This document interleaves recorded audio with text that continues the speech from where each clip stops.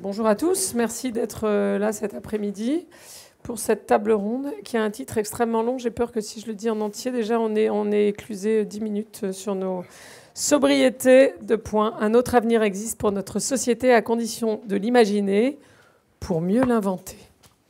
Voilà, donc je suis Elisabeth Laville, je suis fondatrice d'un cabinet qui s'appelle Utopie, que j'ai créé il y a 30 ans pour travailler sur les stratégies d'engagement et de développement durable des entreprises, dont certaines sont dans les médias. Et donc sur ce sujet, aujourd'hui, c'est un sujet d'actualité, au moins sur la première partie du titre, sobriété. Vous vous souvenez de la parole du président de la République à la rentrée autour de la fin de l'abondance, qui a mis ce sujet un peu au cœur du débat public pour les individus qui sont maintenant sommés de porter des manteaux chez eux et de baisser leur température dans le domicile à 19 degrés, que pour les entreprises qui doivent bâtir un plan d'économie d'énergie, que pour les administrations qui n'ont plus le droit de mettre de l'eau chaude dans les sanitaires, etc., etc., vous le savez. Mais évidemment, cet appel à la sobriété, il va un peu au-delà de ce qui est demandé aux uns et aux autres. Il n'a pas pu vous échapper qu'il y a des petits débats en ce moment, notamment assez polémiques, sur les jets privés, l'arrosage des terrains de golf, le remplissage des piscines. On a beaucoup de bouquins qui sont sortis à la rentrée sur ce sujet de la sobriété, en même temps qu'on célébrait d'ailleurs les 50 ans du rapport au Club de Rome, justement intitulé « Les limites de la croissance dans un monde fini ». Bref, on sent que ce sujet de la sobriété devient un espèce de mantra de l'époque, un peu comme, alors c'est pas nouveau, parce que si vous vous souvenez, ceux qui ont connu le choc pétrolier en 1973, on se souvient que c'était aussi un sujet, donc c'est un peu comme des vagues successives qui font monter des sujets. C'est vrai que les crises actuelles montrent aussi la dépendance de nos chaînes d'approvisionnement, la vulnérabilité de nos modes de vie, etc. Donc les territoires recherchent de l'autonomie alimentaire. En 2021, l'ADEME a publié un rapport sur 2050, qui s'appelle Transition 2050, dont un des scénarios un des 4 scénarios s'appelle Génération frugale et appelle à une sobriété généralisée sur la mobilité, la construction de logements, la consommation de viande, etc., etc. Bon, bref, c'est en 2010, je crois, que Pierre Rabhi avait fait son bouquin sur la sobriété heureuse. Et on ne peut pas dire que la sobriété ait l'air très heureuse dans les perceptions collective. Donc tantôt on nous parle du modèle des Amish, tantôt on nous parle du retour à la lampe à huile, d'autres nous parlent du retour au char à voile, le serrage de ceinture, la perte de désir, le spectre de la décroissance. Bon bref, tout ça bute et défie un peu notre modèle de croissance qui ignore superbement, il faut bien le dire, les limites planétaires. Bref, voilà. Donc reste à savoir, et c'est un peu la question qu'on va se poser aujourd'hui, comment on peut faire de la sobriété un projet désirable et choisi plutôt que quelque chose qui est subi en râlant, avec l'espoir que ça va se finir le plus vite possible et qu'on va pouvoir revenir au monde d'avant. Voilà. Pour cela, vous savez que notamment le milieu écologiste est traversé depuis quelques temps, pour preuve le projet que Cyril Dion a présenté au dernier Festival de Cannes, de cette idée de faire émerger de nouveaux récits, de nouveaux imaginaires, pour rendre les futurs souhaitables. C'est futur souhaitable. Donc la question qu'on va se poser aujourd'hui, c'est de savoir comment on peut imaginer une alternative au récit dominant sur la croissance sans limite, sur l'accumulation des biens matériels, etc. Comment faire? Quels sont les leviers pour inventer ces nouveaux récits, pour les diffuser? Et puis évidemment, comme on est un média en scène, on va quand même se poser la question de est-ce que les médias ont un rôle particulier à jouer sur ce projet? Pour en parler, on est aujourd'hui avec Alexandre Lacroix, qui est directeur de la rédaction de Philosophie Magazine, écrivain, auteur du très récent et très très bien, très bon, je sais pas, Au cœur de la nature blessée, sous-titré Apprendre à voir les paysages du XXIe siècle, c'est ça. Patrick Scheder, qui est pianiste, auteur, alors multi-auteur cette année, il faut bien le dire. Je ne sais pas ce que tu as publié avant cette année, mais alors là, c'est la fête, puisque Patrick a publié un manifeste pour une écologie culturelle aux éditions de l'ADN avant l'été. Puis, en début d'été, 2 livres sur les écrits de George Sand et la défense de la forêt de Fontainebleau, des arbres à défendre, des Sand écrits sur la nature. Et puis, un autre qui sort genre la semaine prochaine, c'est ça. Le nouveau manifeste, déjà l'ancien ne date que de mai, pour une écologie culturelle. Donc tu vas nous parler de ce que c'est que ce mouvement pour une écologie culturelle. Et puis Amélie Deloche, qui est cofondatrice d'un collectif qui s'appelle Paye ton influence, et qui vise à mobiliser les influenceurs justement sur la production de nouveaux imaginaires, allant dans un autre sens que la fast fashion, la surconsommation, je suppose, et les voyages en avion pour faire du shopping à New York. Voilà. Alexandre, on va peut-être commencer par vous, parce que vous êtes le philosophe de cette brochette, cette belle brochette. Et donc, qui dit philosophe dit capacité à poser le sujet, à le cadrer, tant sur ce que c'est au fond, quels sont les enjeux de cette sobriété dont tout le monde nous parle. Et puis, est-ce que la création de nouveaux récits, ça peut être une réponse pour faire passer la pilule, si j'ose dire, de la sobriété? Bonsoir. Oui, alors, oui, ça fonctionne. Ouais. Oui, bonsoir. Alors, merci pour votre confiance, puis merci pour votre présence ici.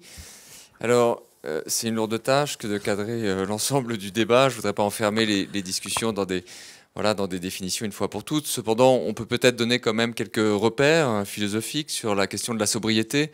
Le concept vient du latin sobrietas, qui désigne le rapport au vin à l'origine. Et on peut dire qu'il y a 3 âges ou 3 grandes époques de la sobriété dans l'histoire de la pensée. Chez les Grecs, la question de la mesure ou de la modération, c'est la question qui est obsédante. Épicure, dans sa lettre à Ménécée, nous dit qu'il faut satisfaire seulement les désirs qui sont à la fois naturels et nécessaires. Donc c'est bien un précepte de sobriété qui est enseigné dans cette lettre qui définit sa sagesse.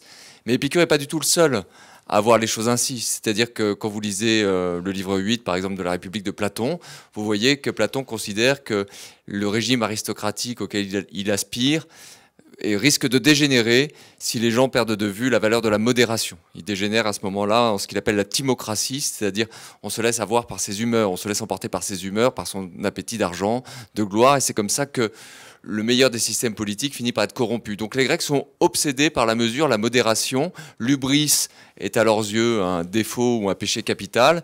Et donc, pour définir sa propre humanité, pour définir une cité, pour définir la police, il faut cette capacité de mesure. Il y a une effraction dans la modernité, c'est-à-dire la modernité, ça commence au XVIIe siècle. Et on peut dire que, sous la plume de différents auteurs, rapidement, ce qui va être valorisé, au contraire, c'est la projection des sociétés humaines et des humains individuellement vers l'infini. Donc il y a une effraction, une rupture par rapport à ce modèle grec ou gréco-latin de mesure. Et tout d'un coup, on va trouver cette idée d'une croissance possible ou d'une maximisation possible dans plusieurs écrits. Il y a évidemment le projet cartésien de se rendre comme maître et possesseur de la nature, mais également le projet utilitariste qui nous dit que la vocation de toute action est de maximiser l'utilité, c'est-à-dire le bien-être, le confort, le plaisir des parties qui sont en jeu. Il y a la naissance de l'économie politique à la fin du XVIIIe siècle qui parie également sur une croissance infinie dans un monde fini. Et même la notion, chez Rousseau, de perfectibilité de l'être humain. J'énumère comme ça, mais pour aller vite, mais pour donner quelques repères, cette idée que l'être humain est perfectible, il est presque un animal arraché à la nature, bah cette perfectibilité, elle n'a pas vraiment le plafond. Donc les modernes se vivent un peu comme sans plafond. Et ils conçoivent une économie politique dont les premières modélisations nous parlent d'une croissance infinie. Nous sommes aujourd'hui confrontés aux limites de cette aspiration à l'infini, et néanmoins nous ne sommes plus grecs. C'est-à-dire que la sobriété, ce sens de la mesure, on l'a un petit peu perdu, on n'a pas beaucoup de représentations philosophiques qui le valorisent.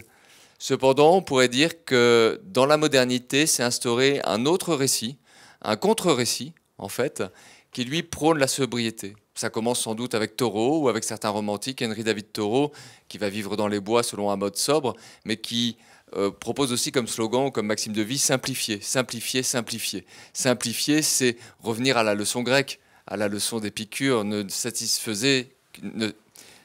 vous efforcez de satisfaire que les désirs à la fois naturels et nécessaires. Et on voit bien que dans l'écologie politique, on essaye d'inventer un nouveau sens de la mesure. C'est un peu balbutiant. Je ne vais pas retracer tous les jalons de cette pensée, mais il y a des ressources dans notre tradition moderne pour aller contre notre désir d'infini sans que ce soit pensé comme punitif. Voilà, il y a 3 âges. Au fond, on est ambivalent, nous. On est déchiré entre deux aspirations contradictoires de la modernité, une aspiration à l'infini, à la croissance, une aspiration à retrouver le sens de la mesure, des vraies valeurs, des paysages. Et nous sommes dans un déchirement aujourd'hui en 2022. Donc voilà, je pense que c'est de ça qui va être question aujourd'hui. Alors, est-ce que vous pensez qu'il faut inventer de nouveaux récits ou est-ce qu'il faut revenir finalement au récit des Grecs ? Je pense que les nouveaux récits qui sont à inventer ou qui sont en cours d'invention peuvent puiser dans l'histoire de la pensée des ressources intéressantes. Par exemple, j'en donne un, André Gortz, qui était le penseur de l'écosocialisme, donc un penseur intelligent oui, mais intéressant pour l'écologie politique, a écrit un éloge du suffisant, où il parle d'établir des normes du suffisant. Il dit, est-ce que les sociétés démocratiques ne pourraient pas discuter sur ce qu'on considère comme étant le suffisant? On voit bien que quand il fait ça, c'est un geste contemporain. Si je veux dire, s'il est notre contemporain et il parle de nos problématiques les plus actuelles, mais en même temps qu'il va puiser à la fois chez Thoreau, chez les Grecs, c'est-à-dire qu'il peut s'adosser à une tradition de pensée. Moi, je pense qu'il ne faut pas vouloir réinventer à partir d'une table rase une sorte de doctrine ex nihilo de la sobriété, qu'on a tout ce qu'il faut en fait dans notre tradition. Il faut simplement mobiliser les bonnes filiations. Alors ça, c'est top, parce que ça me fait une transition idéale avec l'intervention de Patrick. Donc Patrick, toi, tu es à l'origine de ce mouvement pour l'écologie culturelle, qui on a vu notamment récemment dans une tribune parue dans Le Monde. Est-ce que tu peux nous expliquer en quoi ça consiste, l'écologie culturelle, pourquoi c'est nécessaire, et comment cette approche peut nous aider justement à faire face alors aux nouvelles contraintes ou aux nouveaux impératifs de l'époque, dont la sobriété? Voilà, comme tu disais, Elisabeth, bonjour à toutes et à tous. Je suis pianiste et donc j'ai créé il y a une quinzaine d'années maintenant des spectacles sur le thème de l'écologie. On donne en extérieur dans des parcs, des jardins, des espaces naturels, beaucoup plus rarement en salle. Et l'idée, c'est d'associer musique et texte sur cette thématique-là, aussi bien des textes récents que des textes plus anciens de Rousseau, de Sand, etc. Et en fait, cette recherche que ça m'a demandé de créer ce spectacle-là, qui à l'origine était fait pour aider les jardiniers à faire passer des messages sur une nouvelle pratique, le zéro phyto, etc., la qualité de l'eau, m'a fait découvrir un tas de textes dont je me suis rendu compte que très peu de gens parlaient. Et de fil en aiguille, c'est comme ça que je suis arrivé à effectivement écrire des livres, parce que j'ai trouvé que il y avait un travail d'éducation populaire qui était super intéressant et important à faire, d'autant plus qu'il y a urgence effectivement climatique. Et l'écologie culturelle, c'est ça, c'est remettre finalement l'écologie dans le sens de notre culture. Voilà. Souvent, les gens de la génération d'Amélie ont dit, bah voilà, ils sont un peu excités, ils sont jeunes, ils sont éventuellement idéologisés, ça leur passera. Voilà. Et en fait, j'ai trouvé des textes, alors on parlait de Rousseau tout à l'heure avec Alexandre, mais aussi de George Sand, par exemple, c'est elle qui, avec les peintres de Barbizon, a sauvé la forêt de Batage dans les années 1860. Et donc, avant les parcs naturels aux États-Unis, le premier espace naturel protégé au monde, c'était la forêt de Fontainebleau. Donc, en fait, ce qui est très intéressant, c'est de voir que des personnalités comme Rousseau, comme Sand, comme Hugo, etc., qui étaient des artistes, parce qu'en fait, Rousseau était à un moment beaucoup plus connu en tant que musicien qu'en tant que philosophe à son époque, ont largement inspiré non seulement la société, mais aussi la défense de la nature. Voilà. Et que donc il y a une filiation et que les jeunes comme toi ou comme, je sais pas, Camille Etienne, etc., sont loin d'être en rupture avec notre culture, sont au contraire dans la continuité. Et ça, c'est très très important pour la perception. Donc mon travail était historique à ce niveau-là pour justement encourager la jeune génération en disant, mais continuez, vous avez tout à fait raison, vous êtes dans le sens de la France qui a une destinée particulière aussi sur la façon de concevoir la nature. Comme disait Rousseau, la nature est bonne et on est quand même largement encore imprégné de ça. Et puis ensuite, il y a l'idée à partir de ça, de créer une écologie en 3D, c'est-à-dire pas une écologie qu'elle n'est écrasée sur la vitre du présent avec un futur anxiogène, si bien qu'on a l'impression que c'est soudé comme ça et qu'on n'a pas d'outils pour aborder l'avenir et qu'on est dénué finalement de points de repère, ce qui est très très grave. Mais une écologie en 3D, pour moi, c'est la fusion, je dirais en quelque sorte, du présent avec du passé pour imaginer un futur désirable. Parce que je pense qu'il n'y a pas de nouveaux imaginaires sans de vieux imaginaires. Et tous ceux qui jouent aux jeux vidéo le savent très très bien. Combien dans les jeux vidéo, il y a des technologies ultra extraordinaires, ça va plus vite que la vitesse de la lumière, tout ce qu'on veut, des déplacements spatio-temporels fantastiques, avec en même temps un rappel, par exemple, d'architecture ou de vêtements qui sont médiévaux. En fait, les meilleurs imaginaires qui marchent, c'est ceux qui font font un cocktail des temps et qui mélangent les 3 temps parce que ça donne des racines. Et je pense qu'il n'y a rien de pire finalement dans le monde actuel que d'avoir entre 20 et 25 ans et que de ne pas avoir de racines, se sentir orphelin. Et je crois que beaucoup dans notre société, quel que soit leur âge, se sentent quelque part orphelins de leur culture. Voilà. Et donc ces racines me semblent importantes pour légitimer, pour être plus fort et pour avancer. Donc ça, c'est un peu mon credo, on va dire. Ensuite, niveau imaginaire, voilà, le mot nouveau, il faut s'en méfier, je pense, parce que beaucoup de gens, en fait, ils n'aiment pas du tout la nouveauté, quoi. Ils aiment bien la nouveauté pour un nouveau vêtement ou une nouvelle voiture, mais dans leur vie de tous les jours, la nouveauté, c'est l'inattendu, c'est on ne sait pas trop ce que ça sera, ça fait peur, voilà. Donc, moi, je dirais les imaginaires, voilà. Et je pense que l'art, puisque je suis artiste, est un imaginaire qui est extrêmement intéressant parce qu'il y a une méthode artistique. La méthode artistique, c'est pas dire on a le droit de faire tout ce qu'on veut en art. C'est très très important en fait. C'est-à-dire que normalement l'art il est fait pour rendre visible l'invisible, pour rendre audible ce qui normalement est inaudible, etc. Il fait l'impossible et on arrive à percevoir des choses. Et je pense que c'est un peu une maquette de société et que c'est pas un hasard si des personnalités comme Rousseau ou comme Sand ont fait de l'art et ont inspiré la société, parce que dans la liberté qui s'avère dans leur roman, elles se ressentaient dans la liberté de leur pensée et les rendaient forts pour imaginer la société de demain, qui évidemment pour nous est en route, c'est évident. À l'époque de Rousseau, il y avait plein de gens qui pensaient au droit naturel, il y avait d'excellentes idées, etc.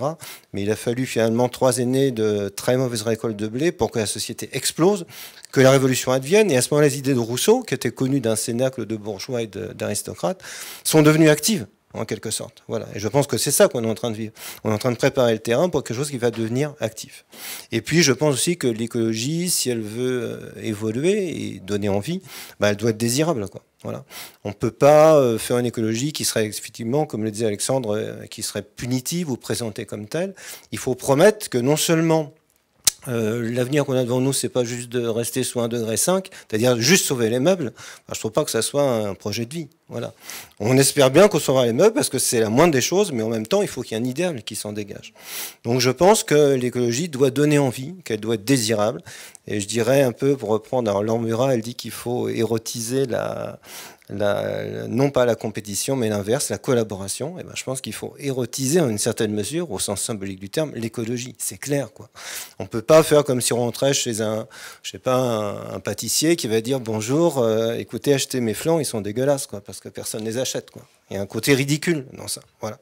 Donc je pense qu'il y a un travail de communication et de prise en compte de la psychologie qui est très important en écologie et qui est à faire, qui est très important. Ce que le libéralisme a super bien compris, qui sait nous manipuler avec les biais cognitifs, etc.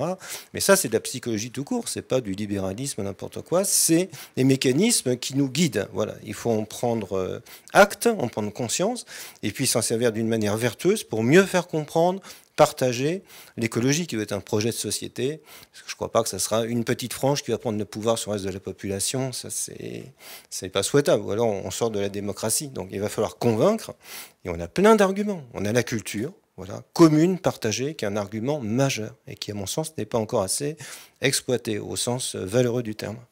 Ça veut dire qu'il faut donner, pour faire de l'écologie culturelle, il faut donner aussi à chacun une culture de l'écologie? Ça, c'est évident. Je dirais, à l'école, il faut, bien sûr. Moi, quand on m'apprenait George Sand, c'était les trucs un peu banals, quoi. Elle a écrit des romans champêtres qui sont gentils, quoi. C'est un peu bébête. Elle fumait le cigare. À part ça, elle portait des pantalons. Elle avait beaucoup d'amants. L'histoire était faite. Personne m'a parlé qu'elle avait écrit la première tribune écologique en France en 1872. Pourquoi? Voilà. Ou Montaigne, qui dit des choses super intéressantes sur l'écologie. Ou Léonard de Vinci. Ou Rousseau. Par exemple, quand Rousseau, il écrit l'Émile et qui dit, pour parler de Dieu, l'auteur des choses, c'est super intéressant, avec un A majuscule. Voilà. C'est pas seulement pour remplacer le mot de Dieu, mais c'est pour dire qu'il y a une volonté artistique dans sa vision de la société. Et moi, je crois que la société, si on veut la rendre désirable, il faut aussi qu'elle soit belle, quoi. C'est super important. Il y a une vision harmonieuse. Liberté, égalité, fraternité. Ce sont des devises qui ne sont pas des devises politiques à l'origine, mais des devises... oui, c'est un idéal, en fait. Voilà. Et on essaye de l'atteindre. Donc, il y a une part de rêve dans tout ça, et qui doit absolument pénétrer l'écologie. Et là-dessus, je dirais que l'art et la culture, c'est un peu leur boulot, quoi. Alors on va parler de quels sont les acteurs qu'on peut mobiliser sur ce changement de récit, et notamment du rôle des médias. Tu as parlé des artistes. le projet qu'a lancé Cyril Dion avec quelques autres au Festival de Cannes, qui s'appelle Newtopia, dit bien il faut mobiliser l'art et notamment le cinéma pour créer des nouveaux récits visant justement à rendre, on va dire, la transition écologique plus désirable. Amélie, vous avez créé avec Paye ton influence un collectif qui vise à mobiliser certains acteurs, qui ne sont pas les artistes, qui sont les influenceurs. À partir d'un constat, et là, vous aussi, vous avez fait avant l'été de mémoire une tribune visant à la fois à dénoncer les influenceurs qui, au gré d'ailleurs de partenariats qui sont souvent marchands, avec des entreprises, renforcent des imaginaires, en tout cas néfastes pour la planète, on va dire.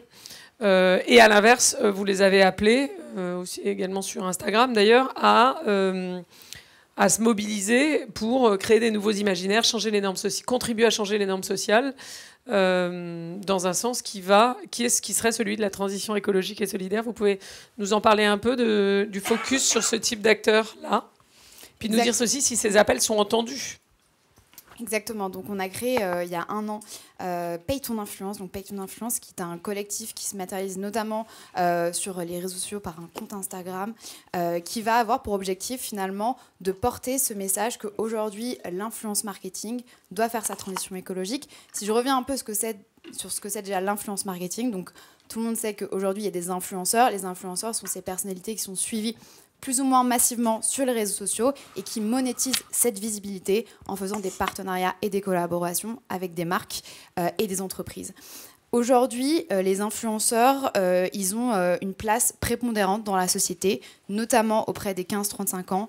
Les influenceurs sont suivis par 80% justement des 15-35 ans. C'est aujourd'hui devenu finalement les nouveaux communicants, des leaders d'opinion, qui finalement aujourd'hui ont le pouvoir d'orienter les normes sociales, les comportements de consommation et les modes de vie de l'audience qui les regarde. C'est pour ça qu'aujourd'hui, pour nous, ce sont des acteurs qui sont extrêmement pertinents dans la transition écologique et surtout sont des acteurs qui peuvent être des leviers dans la transition écologique parce que notamment ils parlent à la génération qui sera la première à devoir vivre durablement avec les répercussions du changement climatique et une génération qui doit être préparée aussi à ce qui lui arrive.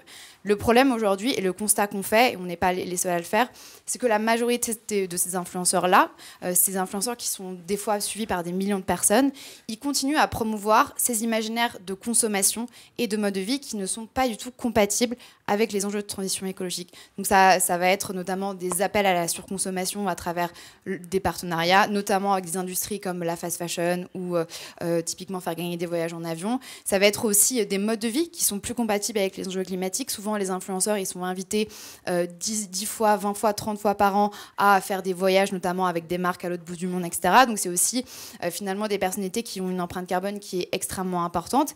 Et finalement, ils sont suivis au quotidien par des millions de personnes. Et suivre une personne au quotidien, finalement, ça nous influence, c'est indéniable. Et finalement, on a besoin justement d'eux pour qu'ils puissent finalement amener d'autres imaginaires qui ne soient pas les imaginaires de surconsommation et de consommation actuels pour finalement qu'ils puissent aussi être les porte-parole d'un monde qui prend en compte les enjeux climatiques, les enjeux de transition écologique, pour aussi qu'ils puissent être des leviers dans la transformation finalement aussi de la société et des enjeux économiques, et surtout qu'ils puissent aussi pousser leur audience, notamment qui sont les 15-35 ans, à s'engager sur les questions de transition écologique.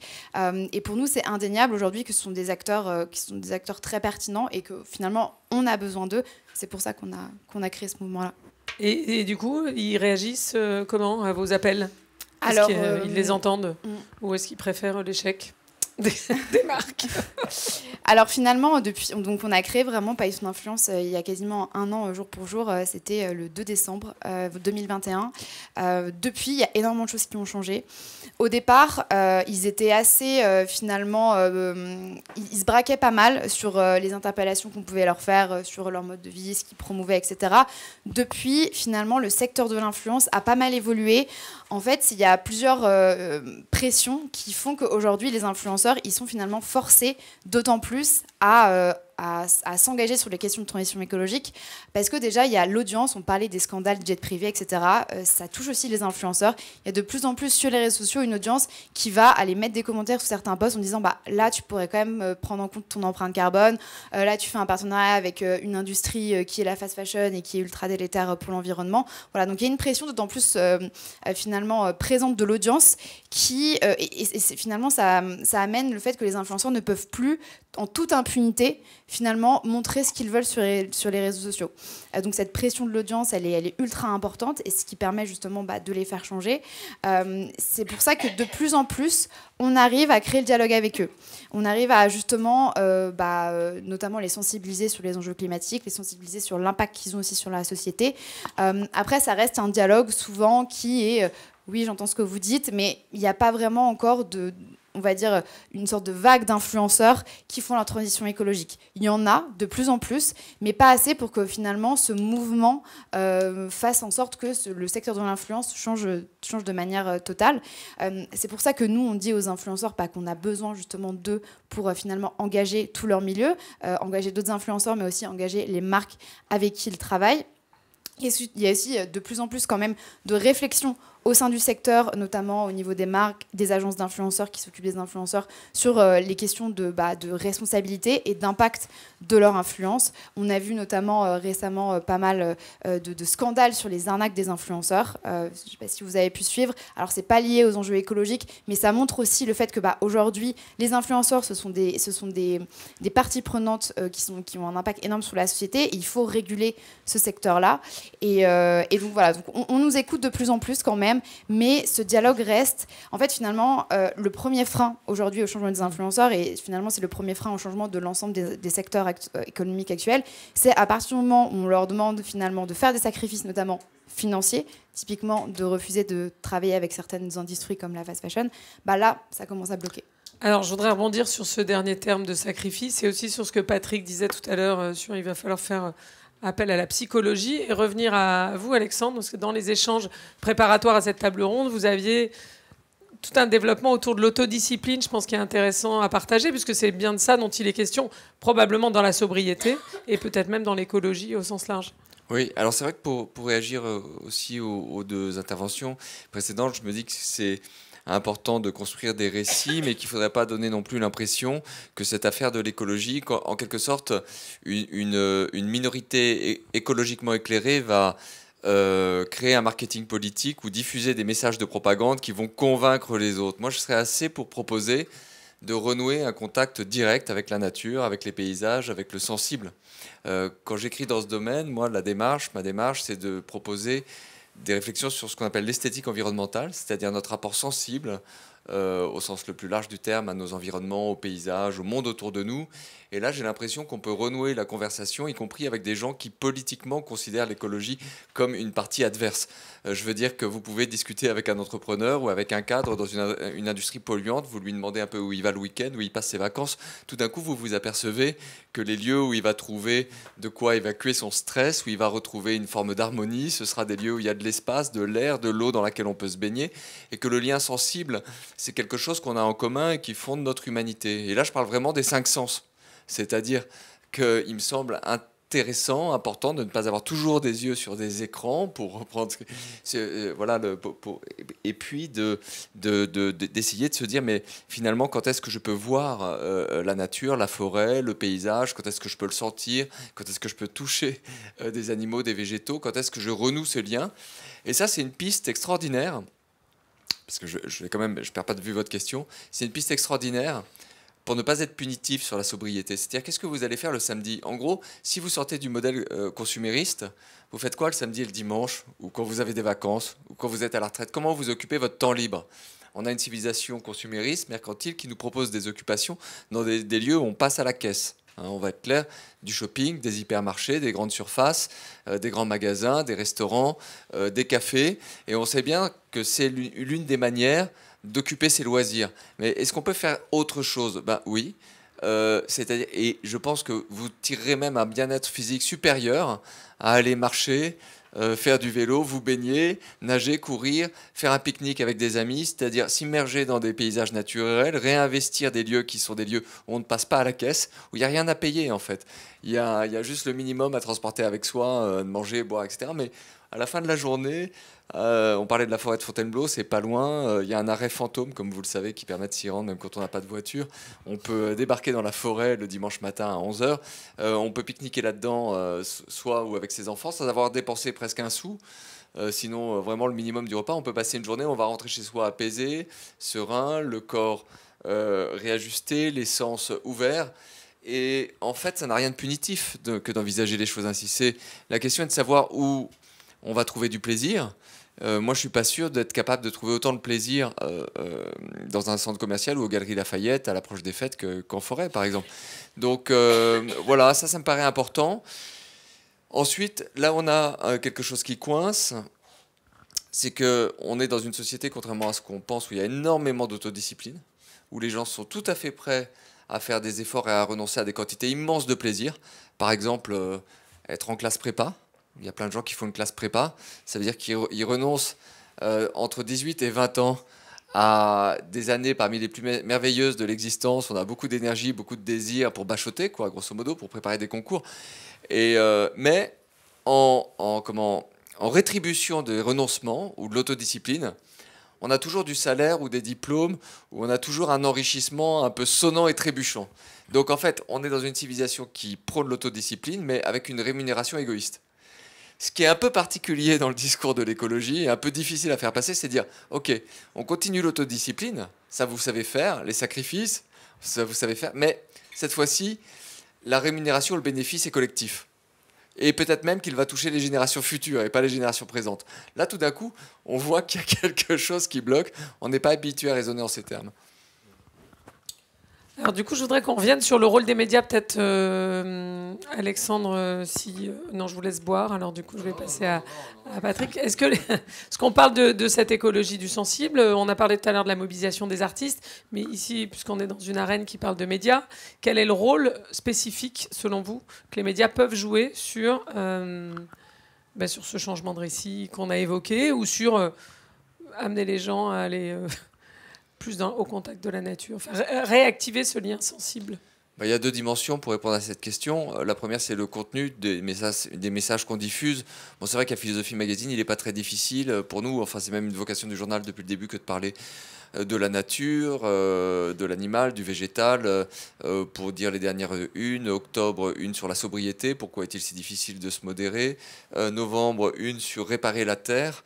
Hors série de cet été sur les arbres. Bon, ce sont des sujets sur lesquels on n'arrête pas de... On a publié un hors série sur la philosophie du réchauffement climatique. Enfin, on a de cesse de documenter à travers des entretiens, des reportages, des articles, tout ce qui se fait d'intéressant dans l'univers de la pensée écologique. Littéralement, ça nous passionne. Après, du point de vue sectoriel, en tant qu'on est une entreprise privée, on est toujours pris dans ces injonctions contradictoires. Ce qui est intéressant dans le cas de la presse écrite, c'est que, comme vous le savez peut-être, si vous êtes là, c'est que vous le savez sans doute, le coût du papier augmente. Il a augmenté de 30% en 2 ans à peu près, c'est-à-dire qu'il est en train d'avaler la totalité des marges bénéficiaires des organes de presse qui n'ont déjà pas des grandes marges, et donc de briser la possibilité d'augmenter les salaires ou d'embaucher d'autres journalistes. Et ce coût du papier, il augmente, non pas parce que la filière bois s'épuise, mais parce qu'il y a une surconsommation de pâte à papier par les achats Amazon, c'est-à-dire c'est le cartonnage en fait, qui en Europe est en train de faire monter les prix et créer des pénuries sur la pâte à papier. Donc là je parle à un instant, c'est sectoriel, c'est amusant, quand on est dans un organe de presse, parfois on aimerait bien vendre un peu plus de journaux, ce qui n'est pas écologique, mais on se dit tiens je pourrais embaucher un peu plus de monde, ça serait bien, et en même temps parallèlement, on souffre directement du consumérisme dans sa forme la plus débridée, la plus violente, qui est l'achat Amazon. Donc vous voyez cette contradiction, ce tiraillement dans lequel on est. Je vous parlais de déchirement tout à l'heure. On est dans une époque de contradiction. Ça rend les choses intéressantes, mais ça oblige à penser de manière un peu complexe et d'essayer de négocier entre des injonctions contradictoires. En fait, on aimerait bien, pour diffuser nos messages écolos, que Amazon fonctionne un peu moins bien. Je sais pas, quelque chose comme ça. Ouais, voilà. Merci. Patrick, quelle vision tu as, toi, du rôle des médias et de la façon dont les sujets, l'approche de l'écologie culturelle dont tu as parlé? Il y a le point qu'a souligné Alexandre par rapport aux sensibles, hein, de chercher une écologie qui rassemble plutôt qu'une écologie qui divise. Oui, tout à fait. Je pense qu'Alexandre disait une chose intéressante, c'est ce rapport au territoire, en fait. Voilà. Rousseau, il dit apprendre à voir, voilà, c'est la béaba de la botanique, ce que dit aussi Georges Sand, exactement, il reprend les mêmes mots. Le grand-père de Léonard de Vinci lui disait ouvre l'œil, je pense qu'il a assez bien suivi le conseil. Donc, apprendre à voir, c'est super important, et c'est apprendre à voir, effectivement, aussi au pas de sa porte. Je pense que l'écologie du pas de la porte est très importante, parce que oui, certes, on sait que l'Amazonie brûle et déforestée excessivement et qu'il y a des meurtres avec cela et à cause de cela. Mais pour les gens, en fait, c'est loin, l'Amazonie. On a eu une prise de conscience beaucoup plus claire, beaucoup plus franche en France après cet été avec les incendies des Landes. Donc c'est bien lié au territoire, à la proximité. Voilà. Et ça, je pense que c'est important. C'est cet aspect sensible, cet aspect aussi où on se rend compte, sinon ça reste abstrait. Et le rapport du GIEC aussi, ça reste abstrait. Moi, j'ai pas lu tout le rapport du GIEC, j'ai lu des abrégés. Et puis en plus, les savants, par exemple, c'est une entité qui est vachement abstraite, quoi. Les savants. Voilà. C'est comme si on parlait des écrivains du XIXe siècle, on dirait les écrivains. Ouais, ok, bon, ça, on est bien avancé. Non, il y a des individualités, voilà. Et je crois qu'il faut aussi, pour que la science se rapproche plus des gens, qu'elle sache se montrer plus humaine aussi, voilà, et plus, et même être incarnée, être identifiée. On peut pas s'identifier à quelque chose qui n'est pas incarné, c'est impossible, quoi. Ça reste une abstraction. Donc, ce rapport au territoire, à la terre, est très important pour connaître les enchaînements, effectivement, du vivant, voilà. Et c'est ça qui nous rassemble, en fait, voilà, pour reprendre ton expression. Moi, je cherche dans l'écologie que ce soit un sujet qui ne soit pas clivant, et bien sûr qu'il y a des clivages qui sont même extrêmement importants, et il faut les jouer, mais in fine, ça doit être ce qui nous rassemble, effectivement. Le vivant doit nous rassembler, qu'on soit de droite ou de gauche, on a envie de vivre, on n'a pas envie de mourir. Donc il va bien falloir trouver des solutions d'une manière collective, et rapprocher les sentiments. Et je pense que là-dessus, justement... la culture et l'art, moi par exemple j'ai 62 ans, les gens de ma génération disent les boomers sont réputés pour ne pas être trop sensibles à ça. Bon, alors, je sais pas, je dois être un peu une exception, je suis un marginal, voilà. Mais par contre, ils sont souvent sensibles à ce qu'on appelle la culture, voilà. Si on leur prouve qu'il y a toute une antériorité de ça, ça leur fait mieux comprendre leur petite fille, etc. Il y a tout un enchaînement des choses. Et ça rassemble. Et les médias, je crois qu'ils doivent aussi jouer tout en dénonçant des choses comme les... Moi j'adore les reportages sur le front de Hugo Clément, je trouve que c'est un travail qui est vraiment extrêmement sérieux, quoi, et très sincère, et voilà, j'aime beaucoup, ça me touche. Et voilà, c'est ça qu'il faut faire, dénoncer d'un côté et rassembler de l'autre, c'est très très important. Et là-dessus, c'est largement au-delà de l'opinion politique. Et je pense qu'il faudrait que la droite, justement, s'empare de ces sujets-là, mais pour l'instant, bizarrement, elle n'a pas grand-chose à dire. Mais il le faut absolument, c'est une nécessité. Voilà. Quel que soit ce qu'on penserait ensuite de ce qu'elle proposerait, c'est un débat collectif, c'est pas un débat de la frange, voilà, ou des convaincus. Alors j'essaye dans mon travail de ratisser le plus large possible avec ce que je sais faire, c'est pour ça qu'on joue dehors d'ailleurs, qu'on s'adresse à tout le monde et pas à des connaisseurs principalement. Ça peut être des petits-enfants qui ont 7 ans, comme leurs parents, comme des personnes plus âgées. C'est faire ce que j'appelle ce cocktail, finalement. C'est ça une société, c'est un cocktail. La diversité. Amélie, merci. Amélie, sur la responsabilité des médias, est-ce que vous, du coup, alors paye ton influence, c'est plutôt sur une forme de média qui est les réseaux sociaux et une forme d'acteurs sur les réseaux sociaux qui sont les influenceurs. Est-ce que globalement, le rôle des médias, vous percevez ça comment sur ce sujet du changement d'imaginaire, du changement des normes sociales ? Il est totalement crucial. Alors aujourd'hui, on voit quand même qu'il y a de plus en plus de nouveaux médias qui orientent leur ligne éditoriale sur les enjeux écologiques. Il y a aussi d'autant plus les médias mainstream qui s'en emparent. On a vu récemment 2 émissions, une sur France 2 et une sur BFM TV qui étaient dédiées aux enjeux climatiques. Donc ça, c'est très bien. Mais aujourd'hui, il y a quand même un manque de remise en contexte quotidien et de faire en sorte que les médias fassent du lien entre ce qui se passe notamment au niveau climatique et ses répercussions. Typiquement, on a vu qu'il y a eu une grande période de chaleur, notamment en septembre-octobre. Il y a plein de médias qui ont dit « Ah, mais c'est super, voilà, l'été indien. » Non, mais ça, là, en fait, c'est le réchauffement climatique qu'on voit concrètement. Il y a aussi des enjeux comme les marronniers qui arrivent typiquement, voilà, le Black Friday, Noël, les soldes. Et aujourd'hui, les médias remettent pas forcément dans le contexte aujourd'hui ces opérations commerciales, quel impact elles ont sur le climat et comment justement on doit dépasser ça pour dépasser ces imaginaires-là. Donc il y a vraiment un enjeu aujourd'hui que les médias fassent au quotidien les liens entre ce qui se passe dans l'actualité et les enjeux climatiques et surtout les impacts de manière générale de nos modes de vie et ce qui arrive tout au long de l'année. Au niveau plus sur les réseaux sociaux, il y a aujourd'hui, typiquement ma génération, on regarde plus la télé, on s'informe d'autant plus à travers les réseaux sociaux. Il y a des nouveaux médias comme Hugo Décrypte, notamment, qui est extrêmement suivi par les 15-25 ans, qui est suivi par des millions de personnes au quotidien et qui justement commence à d'autant plus intégrer les enjeux climatiques. Donc ça permet d'avoir une sensibilisation quand même quotidienne de ma génération sur ces enjeux-là, mais il faut continuer ça. Et après, le problème, c'est qu'il y a un enjeu de cercle de convaincus. Finalement, les plateformes de réseaux sociaux, notamment, nous montrent ce qu'on a envie de voir, et c'est pareil sur les enjeux climatiques. Donc comment on peut dépasser ça pour aller toucher une audience jeune qui n'est pas du tout sensibilisée sur les questions climatiques, pour pouvoir engager ces personnes-là. Et je pense que finalement, il faut passer par des médias qui sont mainstream et qui touchent un large public. Et aujourd'hui, c'est pas assez fait. Alexandre, vous dirigez un média. Du coup, j'ai envie quand même de vous poser une question sur... Vous parliez tout à l'heure de l'importance de traiter ça dans les contenus, évidemment. Vous avez cité quelques exemples récents chez Philosophie Magazine. Est-ce qu'il y a une façon de traiter les sujets, au-delà de parler d'un sujet, genre parler du climat, est-ce qu'il y a une façon de traiter ces enjeux pour mettre les gens en mouvement? Par exemple, à un moment, on a beaucoup parlé du journalisme de solution, pas traiter que exposer les problèmes, mais aussi montrer ce que chacun peut faire pour passer à l'acte. Est-ce qu'il y a un enjeu de formation? On a vu récemment le manifeste de Radio France sur le climat, le tournant, où notamment Radio France dit ce que The Guardian fait depuis plusieurs années, en disant on va former tous nos journalistes, toutes nos équipes d'ailleurs, y compris les équipes en studio, etc., pas juste les journalistes spécialisés sur l'environnement, mais on va former tout le monde de manière à ce que celui ou celle qui fait, j'en sais rien, les émissions sur les cadeaux de Noël intègre ces sujets-là, celui ou celle qui fait les émissions sur le tourisme intègre ces sujets-là, etc. Est-ce que vous pensez qu'il y a des façons de faire comme ça qui doivent se développer dans les médias? Oui, alors...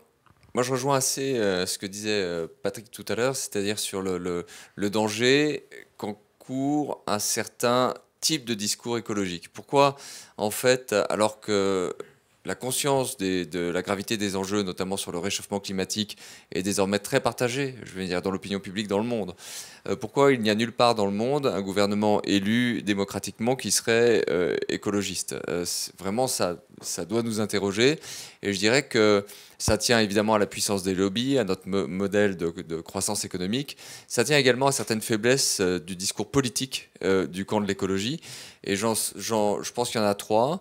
D'abord, un discours qui est très technocratique, très chiffré. C'est le discours de l'expertise.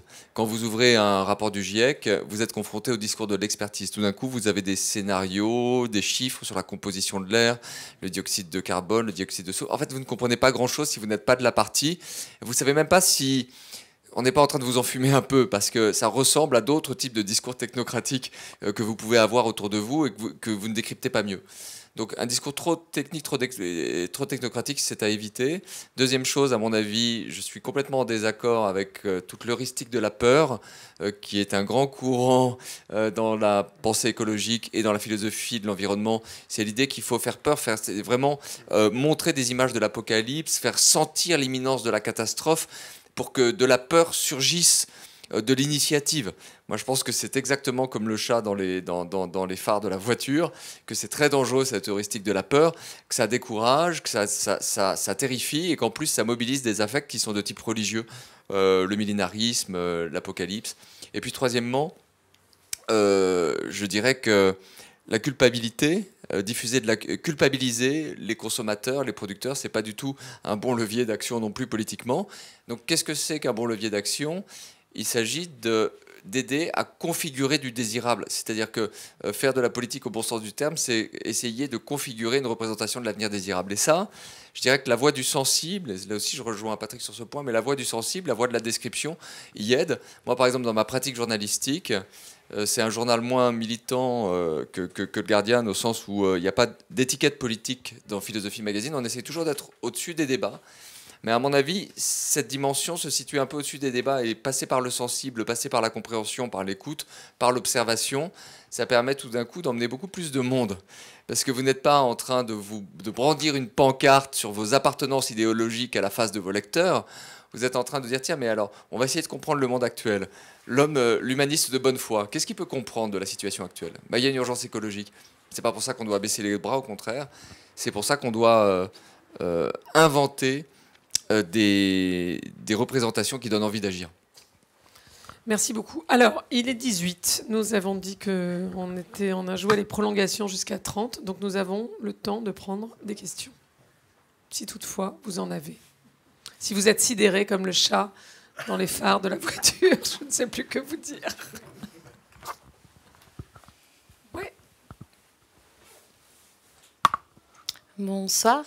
J'ai une question pour peut-être Amélie. Moi, je ne comprends pas dans la génération Z les contradictions, justement, parce qu'en termes de consommation d'ultra fast fashion avec Shein, c'est quand même les principaux consommateurs. Et à la fois, c'est les premiers concernés par la question climatique. Donc j'ai du mal à comprendre, moi, comment cette contradiction s'opère et s'explique.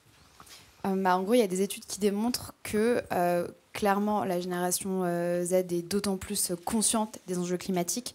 Mais en fait, la tentation, elle est vraiment trop grande, en fait. Et souvent, finalement, la désirabilité et le sentiment d'appartenance en voulant répondre à toutes les micro-tendances, etc., il est plus fort que les enjeux climatiques.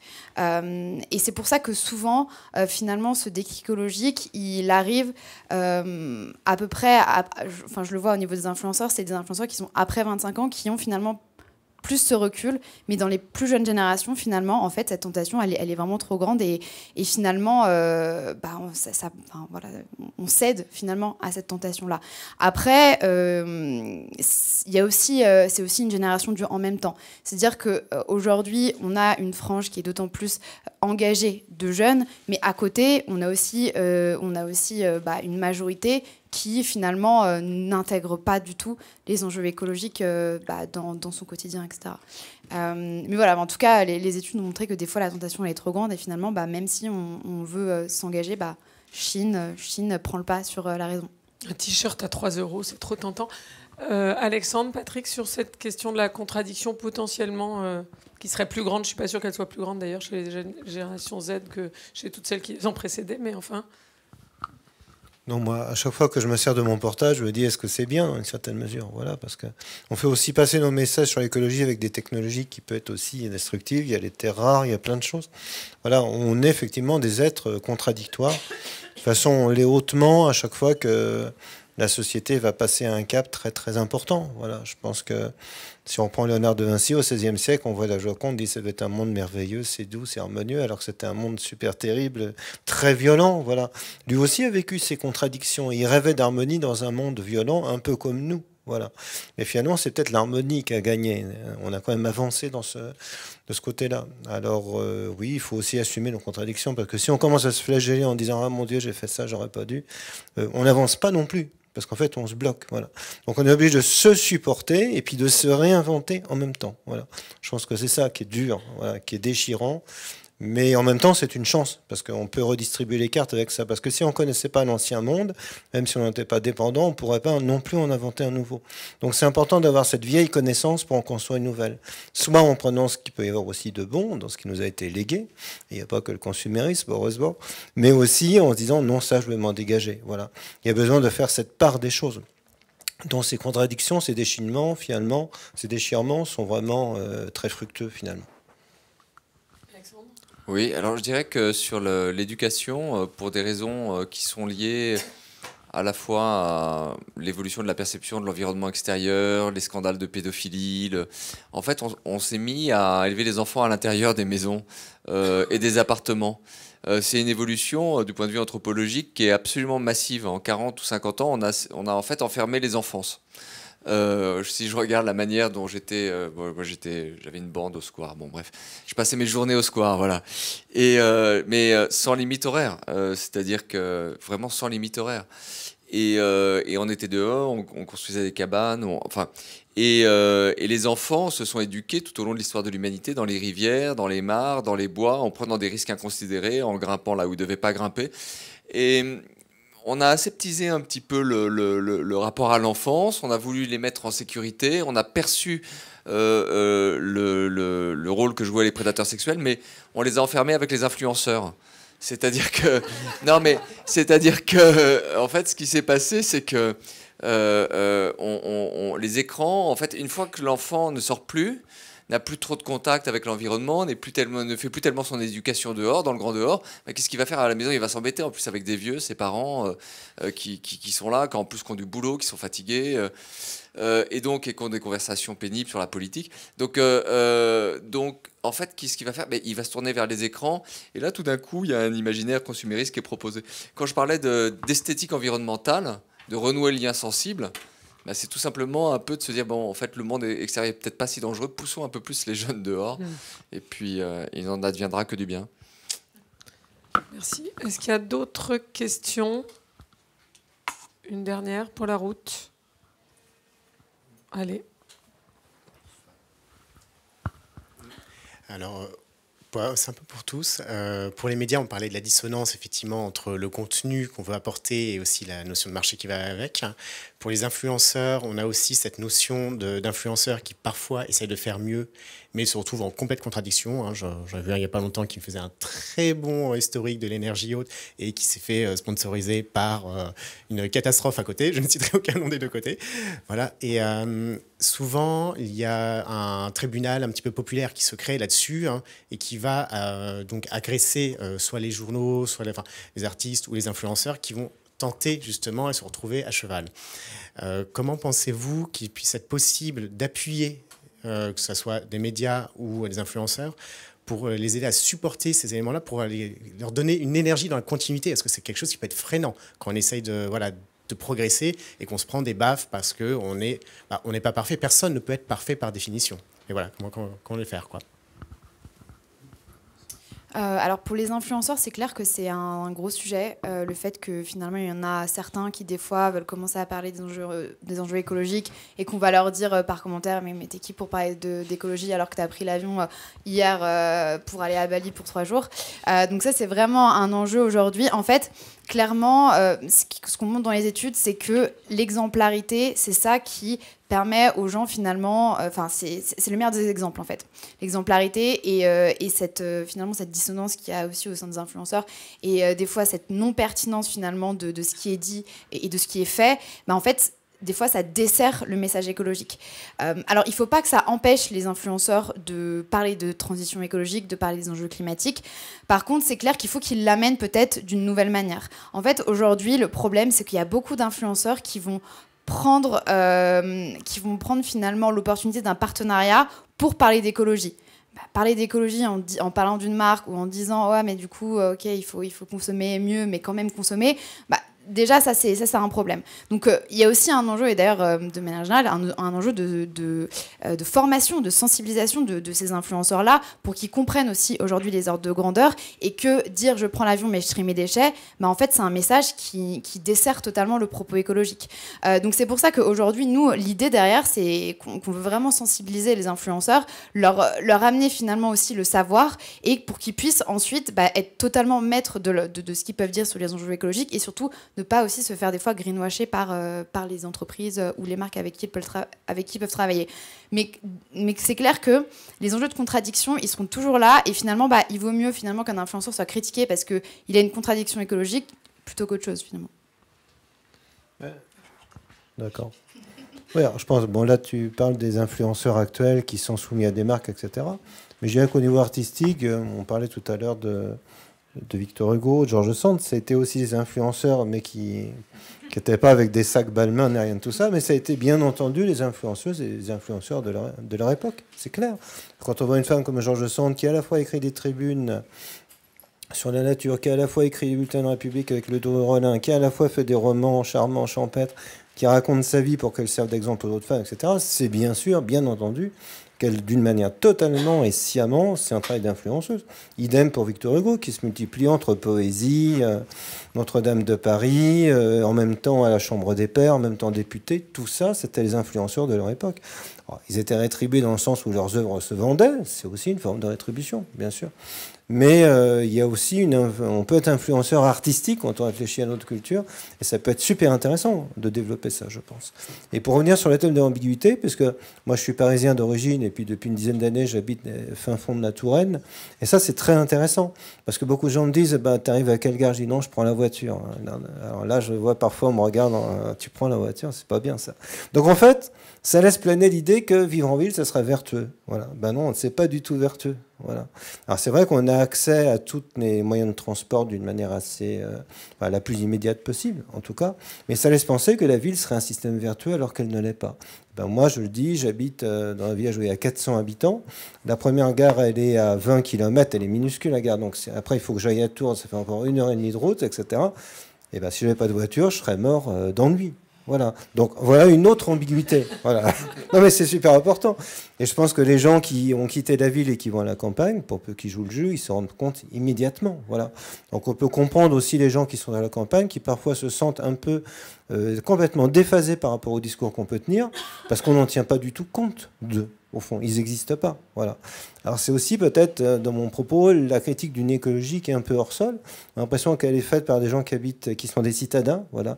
Et leur sujet, c'est la terre, mais bizarrement, les gens qui travaillent la terre sont relativement absents de leur discours. Je trouve ça grave. Voilà. On ne peut pas continuer comme ça. Pas plus qu'on puisse continuer à tenir les gens des quartiers dits populaires en dehors de ça. Il faut trouver des discours, et il y en a, j'en suis certain, je rencontre parfois. Il y a énormément de travail à faire là-dessus, et c'est super intéressant. La base est la terre, voilà, c'est ça qui fera la réussite de la société. C'est pas des pensées, fussent-elles élevées, et fussent-elles même justes. Parce que certes, la science est juste, mais si elle ne convainc pas, à la rigueur, on s'en fout qu'elle soit juste. Voilà. Il y a plein de bonnes idées dans le monde qui étaient vraies, qui étaient bonnes, sauf qu'elles n'ont jamais abouti parce qu'elles ont été présentées d'une manière qui n'était pas adéquate. Et ça, il faut bien en prendre conscience, je pense. Bon, je suis désolé pour ce coup de gueule. Alexandre, ça sera le mot de la fin. Oui. Vous vous êtes fait bâcher sur les réseaux quand vous faites des numéros sur l'écologie? Non, mais en fait, le problème, c'est que je ne crois pas à la course à la pureté, où je pense que c'est destructeur, en fait, parce que vous êtes toujours l'impur de quelqu'un d'autre dans cette course-là. Vous pouvez dire, voilà, je vis à la campagne, je pratique le zéro déchet, je mange uniquement en production locale, et tout d'un coup, on s'aperçoit que vous avez une voiture, et que donc cette course à la pureté, à quel Là, moment le mythe de Patrick s'effondre. À quel moment on l'arrête? Il y a une vingtaine d'années, j'avais fait le premier reportage, je crois l'un des premiers, sur la décroissance, le mouvement, et j'étais allé interroger Vincent Chenet, qui est le rédacteur en chef à Lyon. Mais personne ne parlait de ça, c'était en 2001-2002. Et puis on fait l'interview, c'était très intéressant. Et puis je lui dis à la fin, comme ça, une petite pique, je lui fais, enfin bon, on a bien discuté et tout, mais je vois que sur votre table, sur votre bureau, il y a un Mac, et puis vous portez un Levi's. Et il me dit, oui, mais c'est la preuve que je suis pas sectaire et que je suis pas fou. Et j'ai trouvé que c'était une réponse intéressante. C'est-à-dire qu'il me dit, je vis là avec vous dans cette société, j'essaye de penser ces contradictions, mais ces contradictions me traversent. Je ne vous parle pas depuis une position d'extériorité, comme si j'étais devenu un moine ou un ascète, ou comme si j'étais complètement isolé. Je suis là avec vous, je pointe des contradictions, ces contradictions je les vis. Est-ce qu'on peut en sortir ensemble? Voilà, ça me paraît être une posture beaucoup plus constructive que la course à la pureté, qui ne va pouvoir séduire que les tempéraments les plus jusque-boutistes. Super, ben voilà, le mot du philosophe, le mot de la fin. Merci beaucoup à tous les trois. Et merci à vous d'avoir joué les prolongations avec nous.